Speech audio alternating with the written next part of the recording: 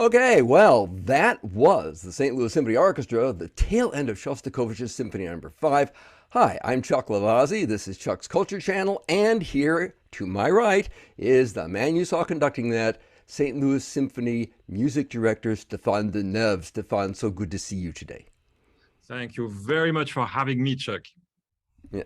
And we are here to talk about, well, we're here mostly to talk about the 22-23 St. Louis Symphony season, which I've been looking at. I have it on another screen here, and the concert or the season opens rather well very soon as we're recording this. It is early September as we're recording this. The first concert is the 17th and 18th of September, and of course the season runs through 2023, May of 2023. So, but as we're recording this, the first concert's coming up, and to me it seems, looking at what's on the first concert, that it's kind of emblematic of your tenure at the St. Louis Symphony, because you'll be conducting, and we have three works.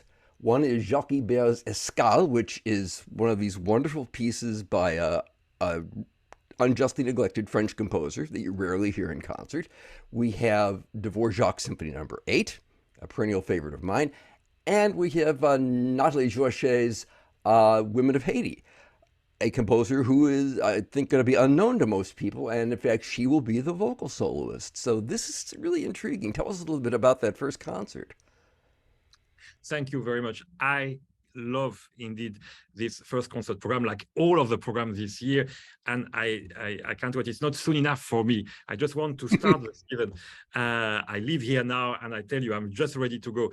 So indeed, what I like with the program is to have different flavors and have a kind of theme that unite everything, and at the same time to offer something for everybody.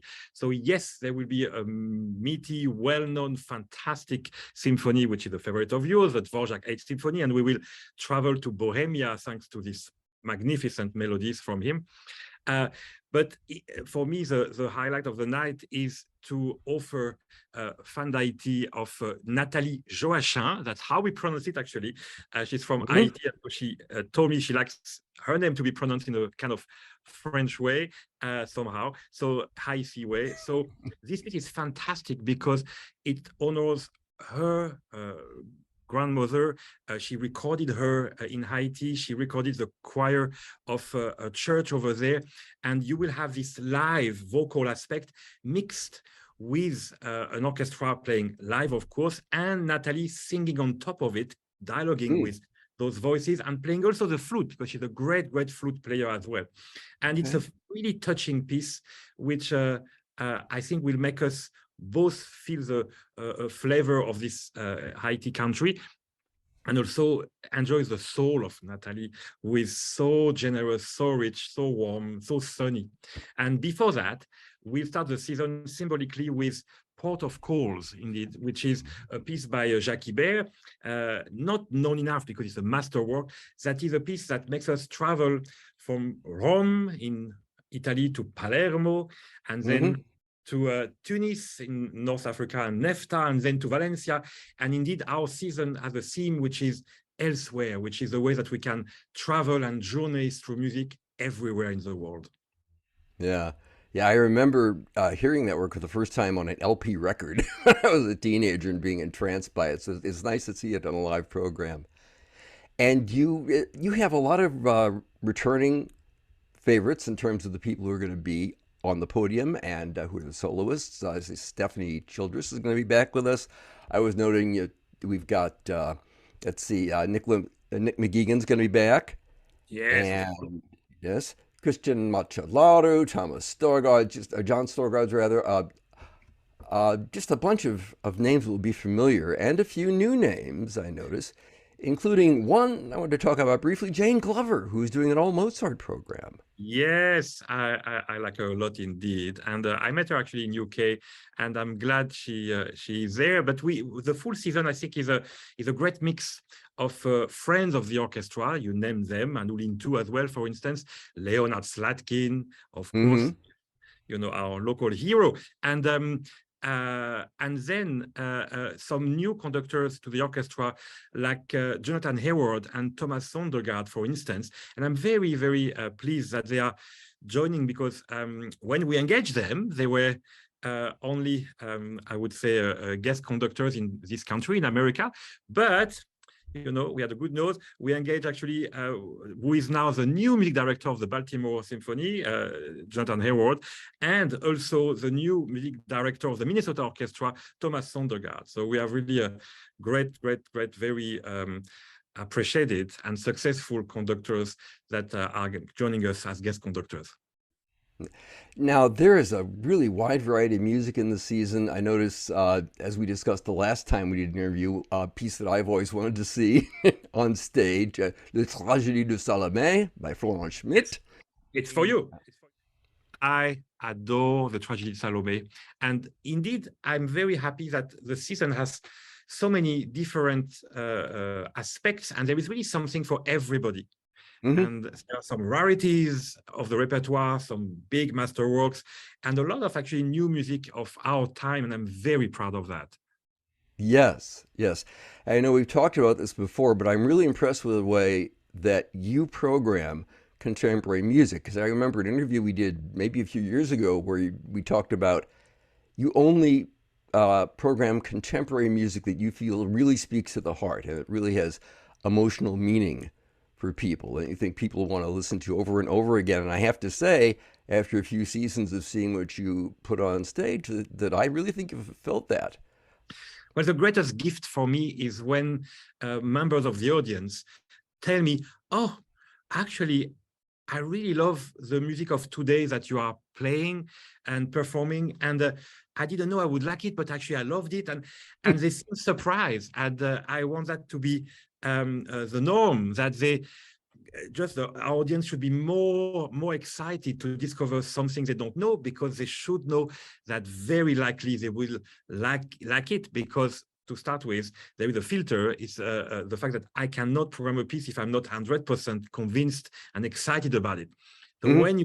when you program something for the right reason, I would say there's a fairly big chance that people share your enthusiasm and your love for this unknown music to them.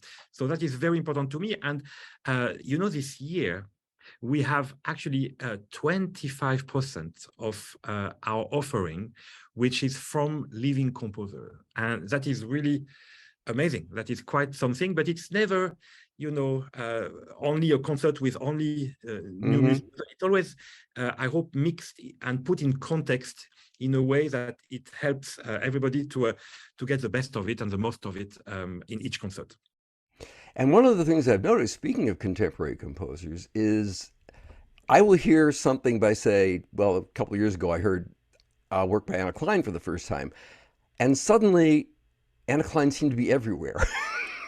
I would tune in to Performance Today on PRI, and there would be Anna Klein. And the same thing seems to be happening with other composers that I heard first at the symphony. Trying to, well, some names escape me right now, but there have just been a number, especially of contemporary women composers, who I heard for the first time at the SLSO, and suddenly they seem to be very hot. I don't know if we're... I mean, I'm very glad we could bring here quite early Jessie Montgomery, for instance. There we go. There's a good example.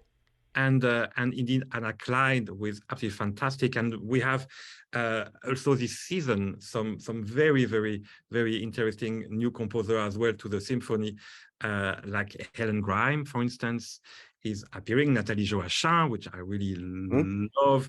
And yes, I mean, I'm so happy I brought here as well Jennifer Higdon. And yes, there are a lot of great composers today that are doing some really, really enjoyable music and very emotional. So I'm full on into that. And I think there will be a lot of great discoveries this season too. Now, other highlights, I noticed that we're going to do the Messiah again. It's been a couple of years since we've had the Messiah, this time conducted by Lawrence Cummings. Can you tell us a bit about him? Well, I'm glad, because that will be also a way maybe more baroque, slightly more informed with you know, the period performance of the time. And so I'm glad that he will bring this flavor indeed. But you know, after COVID, the chorus is back, both choruses. You know, we have 3 main events with the in unison chorus. and I'm delighted with that. The Gospel Christmas, you know, the MLK concert, and the Black History Month concert, and this is wonderful. I will conduct the MLK concert, but also our St. Louis Symphony Chorus is back, and with very particular programs. Like the first one, I'm so delighted to offer for the first time here, the Stabat Mater of Poulenc. Also with coupled with actually the very end of the opera, the Dialogue of the Carmelite, which is so touching, and in a very I think creative programs, including indeed your favorite Tragedy of Salome. I'm glad, and something which is a kind of a miracle is that we will end the season with the Damnation of Faust of Berlioz, which, if you remember, was the piece that we almost performed when we had to stop for COVID, for the lockdown. So we rehearsed until the dress rehearsal, and then we could not perform it. And at the time, I was so frustrated because I thought, like, for many reasons, of course, but also because of our cast, I was like, oh my God, those three stars are so great. You know, Isabel Leonard, Michael Spires, John Relaya, and they are so in demand. It will be impossible that the stars literally align again and that we get the three of them. But with Eric Finlay, our artistic director, we work hard to just see if there was just what, and we are so lucky. Yes, there was a moment just for the last week of this season, and so we will finally perform my beloved Damnation of Faust with those three incredible stars. There's no better today. I think it's really an amazing cast. Should mention, for people who don't know, it's by Hector Berlioz, the great French early Romantic composer who lived a scandalous life and produced some really spectacular music that was groundbreaking for his time. And this is a good example. Just it's a dramatic cantata that is somewhere between an opera and a concert work. Yeah, so. and the whole vocal offering this year, I think, is very, very, very strong. As I said about the chorus being back in full force, and you know, also doing the Walpurgis Nacht, for instance, which is a wonderful piece. But we have great soloists like Janine Debic. I spoke about the one for the Damnation of Faust, but we have also Kelly O'Connor, a friend of the orchestra, and Clay Hillett for a piece which is very dear to my heart, Das Lied von der Erde, the Song of the Earth. It's really an experience, and for the people who may have never attended a performance of this piece, this is really something special. Yeah, I think it was Robert Greenberg who said that Das Lied von der Erde is the perfect musical depiction of the 5 stages of grief. You know, from as in Kubler-Ross, you know, all the way from rage to acceptance. And yes, it is a very moving work. You know, of course, the interesting story behind it, which many people may not know, is that by all rights, that should have been Mahler's Symphony Number 10, but he was afraid to call it a symphony. Yes, he was afraid by the big, of course, kind of curse that nobody should do more symphonies than the master giant Beethoven. I'm not superstitious, and finally, he did start a 10th symphony, but indeed he died. This should have been maybe a 10th symphony because it has the unity of a symphony. Really, the structure works fabulously well, and it's a posthumous, actually, piece. Mahler never heard this piece in his life. It was premiered, sadly, after his death. And it's, I mean, for me, it's possibly his strongest masterwork. It's really something extraordinary. Yeah. Now, I mentioned earlier that Stephanie Childress, who is back with us again, will be conducting, well, she's going to be doing the New Year's Eve concert, which should be fun. And a couple others as well. Now, Stephanie Childress was is she still officially affiliated with the symphony, or is she now gone on to other things? No. She's still indeed our assistant conductor with us this season. And we're extremely lucky because she's in high demand. This is also somebody that we have found and chosen way before the entire world, you know, just discovered how great she is. And she's a wonderful artist. And it's been 3 years now that she collaborates with us. And I really love her. She's a very, very thoughtful, inspired, very ambitious person that just want to eat all music she can, and she plays the violin very well. I mean, we performed together. Actually, she was my soloist for the Bach double concerto. And yes, she's really ultra talented. You cannot believe that she's only, I won't say her age, but very early 20s. And she speaks many languages. And I don't know. And now she's indeed in demand. She will conduct in great, great places, but she's still our, if I may say, at the SLSO for this season. And she has some great programs to do. I'm looking forward to her Enigma variations, for instance, since she's a Brit. I think that will have the right flavor.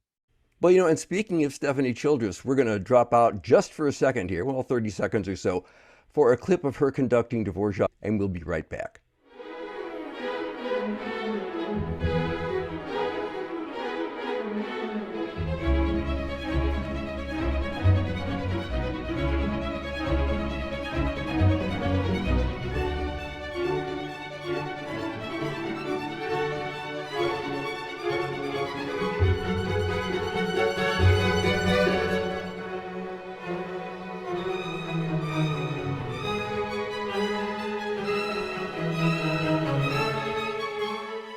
So, Stephanie Childress, she's going to be conducting the New Year's Eve concert this year. And nice work as always. I really admired her work on the podium, Stéphane. So let's get along. We were talking while the clip was playing about some of the new works that are on this season. So I'm delighted that we have some great commissions that we will world premiere this season. So there is a great long piece by a composer very dear to my heart, Kevin Putz. You may remember. Yes, he actually composed a wonderful short piece that I performed really on my wedding day, I would say, when I started my first season with the SLSO as music director, the DVorah, and that was fantastic. And then later we played another piece of his Silent Night, an wonderful opera. And now he's writing a wonderful big piece for us, and it will be very much in the news as well, because this season in November he has his first opera to be world premiere at the Met in New York with great singers like René Fleming, Josie Donato. I mean, really top cast as well. So you will certainly hear about this world premiere at the Met, and we have another, his biggest world premiere for symphonic music this season is for us. So that's that. And then a composer who I met in America, and I just love his music so much, James Lee III. And oh yes, and we've heard him before too. Yeah. Absolutely, absolutely. Really, really, really great music and a great sense of color and majestic writing for big symphony orchestra. And he will write for us Visions of Cahokia. So it's really a piece that is for us and inspired by the history, the pre-Columbian history just nearby. I mean, and the Cahokia Mounds, Yes. And my dear friend that you certainly remember as well, Guillaume Connaisson, the French composer, Guillaume Connaisson, who is insanely successful all over the world. Actually, I wrote also a wonderful piece called Asteria, which is Asteria is the goddess of the stars, and this piece will feature in a fascinating program including Planet of Holst and another piece of James III, and Nokotula Nguayama as well, piece Primal Message. So yeah, I'm very excited with all this new music coming in St. Louis. That's terrific. Great stuff. And yeah, these are wonderful composers. James Lee III, the last piece I heard of his that the symphony did had just tremendous emotional power. It was really... And it was called Emotive Transformations. Yes, appropriately, yes. Appropriately. No, our soloist this year. Very good. Yeah, I must say it's also exceptional. I don't know if you can see behind me, I'm in the dressing room of the SLSO, and there are a lot of books of programs all over the year. There's 100 years of programs here, and sometimes I just open them to see, and the entire world came in this orchestra. Like you name, a big name, Horowitz, Rachmaninoff, whoever, they have been here, and I'm glad we continue this tradition of top soloists, and so we have a lot of great pianists. Of course, our friend Kirill Gerstein will be there, Stephen Raff, Alice Sarraut, Hélène Grimaud, the French pianist, will be there, and Vikingur Olafsson, Lise de la Salle, Marianne Gucci, and also our own Peter Henderson, who I adore. Oh, okay. Yes, he's playing Haydn here, and then for violin, we have Leila Josefovich and James Ennis, with a very dear friend of mine, and Nicola Benedetti, with a very old friend from Scotland as well, but also David Helen and Hannah G. So we have always a mix of our own wonderful soloists within the orchestra and soloists from all over the world. And so I'm very happy. I mean, that we can have all those fantastic stars, and also show that we have stars as well, like Beth Guterman-Schuh that will play as well, and Kali Principal Baham, viola, yeah. Yeah, Joshua Roman, and so I mean, it's an impressive lineup of great talents, both from the orchestra and all over the world. Yeah, and this is one of the fun things about the symphony concerts, is that we do frequently get to hear the symphony players themselves, members of the band, take the solo spot. And it's always great to see that, because we have such great musicians in this orchestra, I think. It's impressive for me, actually, that we have so many people that can be in front of the orchestra and take the stage for a very hard, difficult, concerto. This is really a testimony of the level of virtuosity in our orchestra, for sure. I'm a very proud music director, I tell you. Well, I want to remind everybody that all the information you need about the St. Louis Symphony season, you can see right down here in the video description on YouTube, links and all that sort of thing. So check that out, learn how to get tickets, when the concerts are. The complete SLSO schedule is on their website.